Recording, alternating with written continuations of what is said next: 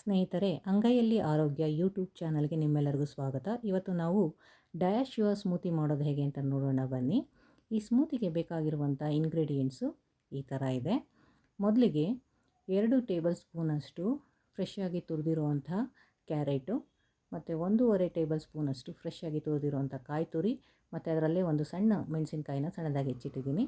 ಮತ್ತು ಒಂದು ಈರುಳ್ಳಿಲಿ ಅರ್ಧ ಈರುಳ್ಳಿ ಸಣ್ಣಗೆ ಹೆಚ್ಚಿಟ್ಕೊಂಡಿರೋದು, ಸ್ವಲ್ಪ ಕೊತ್ತಂಬರಿ ಸೊಪ್ಪು, ರುಚಿಗೆ ತಕ್ಕಷ್ಟು ಉಪ್ಪು ಹಾಗೂ ಜೀರಿಗೆ 1/4 ಸ್ಪೂನಷ್ಟು, ಮತ್ತು ರಾಗಿ ಮಾಲ್ಟ್ ಇದೆಯಲ್ಲ, ರಾಗಿ ಪೌಡರ್ ಏನಿದೆ ಅದನ್ನು ಈ ಸ್ಪೂನಲ್ಲಿ 2 ಸ್ಪೂನಷ್ಟು ತೊಗೊಂಡಿದ್ದೀನಿ. ಹಾಗೆ 1 ಸ್ಪೂನಷ್ಟು ಡ್ಯಾಶ್ ಯುವ ಸಪ್ಲಿಮೆಂಟ್ ಪೌಡರ್ನ ತೊಗೊಂಡಿದ್ದೀನಿ. ಸೊ ಇದನ್ನು ಮಾಡಬೇಕಾದ್ರೆ ನಮಗೆ ಸ್ವಲ್ಪ ಮೊಸರು ಬೇಕಾಗುತ್ತೆ, ಒಂದು 2 ಸ್ಪೂನಷ್ಟು, ಮತ್ತು 2 ಗ್ಲಾಸು ನೀರು ಸಹ ಬೇಕಾಗುತ್ತೆ.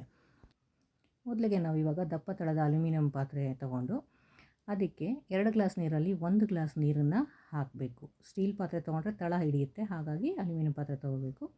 ಈ 1 ಗ್ಲಾಸ್ ನೀರಿಗೆ 1/4 ಚಮಚದಷ್ಟು ಜೀರಿಗೆ ಹಾಕಿ ಕುದಿಯೋಕ್ಕಿಟ್ಟು, ಈ ಕಡೆ ರಾಗಿ ಹಿಟ್ಟಿಗೆ ನೀರು ಹಾಕಿ ಚೆನ್ನಾಗಿ ಕಲಿಸ್ಬೇಕು. ಅಂದರೆ ಒಂಚೂರು ಲಮ್ಸ್ ಇಲ್ದಂಗೆ ಮೊದಲೇ ನಾವು ನೀಟಾಗಿ ಅದನ್ನ ಕಲಸಿಟ್ಕೋಬೇಕು. ನೋಡಿ, ಈ ಥರ ಕಲಸಿದ್ಮೇಲೆ ಅದನ್ನು ನಾವು ಕುದೀತಾ ಇರೋವಂತಹ ನೀರಿಗೆ ಹಾಕಿಬಿಟ್ಟು ಚೆನ್ನಾಗಿ ಸ್ಟಿರ್ ಮಾಡಬೇಕು. ಈ ಕಂಟಿನ್ಯೂಸ್ ನಾವು ಸ್ಟಿರ್ ಮಾಡೋದ್ರಿಂದ ಅದರಲ್ಲಿ ಯಾವುದು ಲಮ್ಸ್ ಆಗೋದಿಲ್ಲ. ಸೊ ನೀಟಾಗಿ ಈವನ್ ಆಗಿ ಮಿಕ್ಸ್ ಆಗುತ್ತೆ. ಸೊ ಈ ಥರ ಚೆನ್ನಾಗಿ ಮಿಕ್ಸ್ ಮಾಡ್ತಾ ಇರಬೇಕಾದ್ರೆ ನಾವು ಅದಕ್ಕೆ ಕಲ್ಲುಪ್ಪು ರುಚಿಗೆ ತಕ್ಕಷ್ಟು ಹಾಕಿಬಿಟ್ಟು ಚೆನ್ನಾಗಿ ಅದನ್ನು ಸ್ಟಿರ್ ಮಾಡಿ ಕುದಿಸ್ಬೇಕು. ಕುದೀತಾ ಏನಾಗುತ್ತೆ ಅಂದರೆ ಇದು ತುಂಬ ಗಟ್ಟಿ ಆಗ್ತಾ ಬರ್ತಾ ಹೋಗುತ್ತೆ. ಸೊ ಆ ಕನ್ಸಿಸ್ಟೆನ್ಸಿ ನೋಡಿಕೊಂಡು ನೀವು ನೋಡಿ, ಅದು ಪಾತ್ರೆ ಬಿಡ್ತಾ ಇರುತ್ತಲ್ಲ, ಮತ್ತು ಗ್ಲಾಸಿ ಅಪಿಯರೆನ್ಸ್ ಬರುತ್ತಲ್ಲ, ಆ ಲೆವೆಲ್ಗೆ ಇದು ಚೆನ್ನಾಗಿ ಬೆಂದಿದೆ ಅಂತ, ಮತ್ತು ಅದರಲ್ಲಿ ರಾ ಸ್ಮೆಲ್ ಪೂರ್ತಿ ಹೊರಟೋಗಿರುತ್ತೆ. ಸೊ ಈ ಹಂತದಲ್ಲಿ ನಾವೇನು ಮಾಡಬೇಕು ಅಂದರೆ ಡ್ಯಾಶ್ ಯುವರ್ ಪೌಡರ್ನ ನೀರಲ್ಲಿ ಚೆನ್ನಾಗಿ ಕಲಸಿಬಿಟ್ಟು, ಸೇಮ್ ಅದೇ ಮೊದಲು ರಾಗಿ ಹೆಂಗೆ ಕಲಿಸಿದ್ವೋ ಅದೇ ಥರ, ಒಂಚೂರು ಲಮ್ಸ್ ಇರಬಾರ್ದು, ಆ ಥರ ಚೆನ್ನಾಗಿ ಕಲಿಸ್ಬೇಕು. ಚೆನ್ನಾಗಿ ಕಲಸಿರೋಂಥ ಈ ಡ್ಯಾಶ್ ಯುವರ್ ಸ್ಲರಿನ ಕುದೀತಾ ಇರೋವಂಥ ರಾಗಿ ಗಂಜಿಗೆ ಹಾಕಿ ಚೆನ್ನಾಗಿ ಸ್ಟಿರ್ ಮಾಡಬೇಕು. ಸೊ ಇದನ್ನು ಹಾಕಿದ್ಮೇಲೆ ನಮಗೆ ತುಂಬ ಹೊತ್ತು ಬೇಯಿಸೋದು ಬೇಕಾಗಿಲ್ಲ.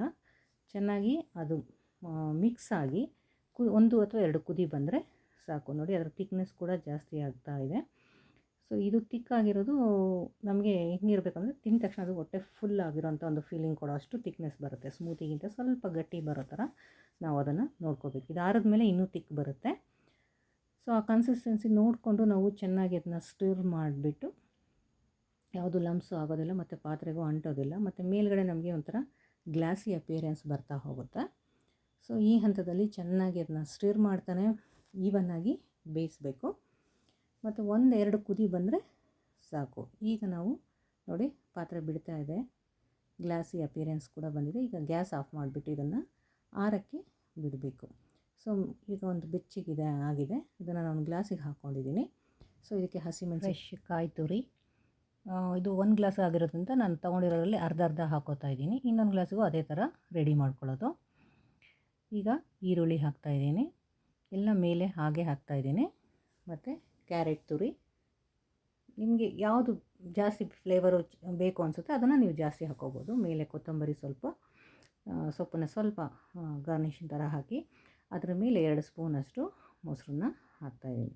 ಸೊ ಇದು ಗಟ್ಟಿ ಇರೋದ್ರಿಂದ ಅದು ಸ್ಪೂನಲ್ಲಿ ಹಾಗೆ ಎತ್ಕೊಂಡು ತಿನ್ಬೋದು, ಇಲ್ಲ ಅದನ್ನ ಚೆನ್ನಾಗಿ ಮಿಕ್ಸ್ ಮಾಡಿ ಕೂಡ ತಿನ್ಬೋದು. Healthy diabetic controlling supplement dash your smoothie ready to eat ನಾವು.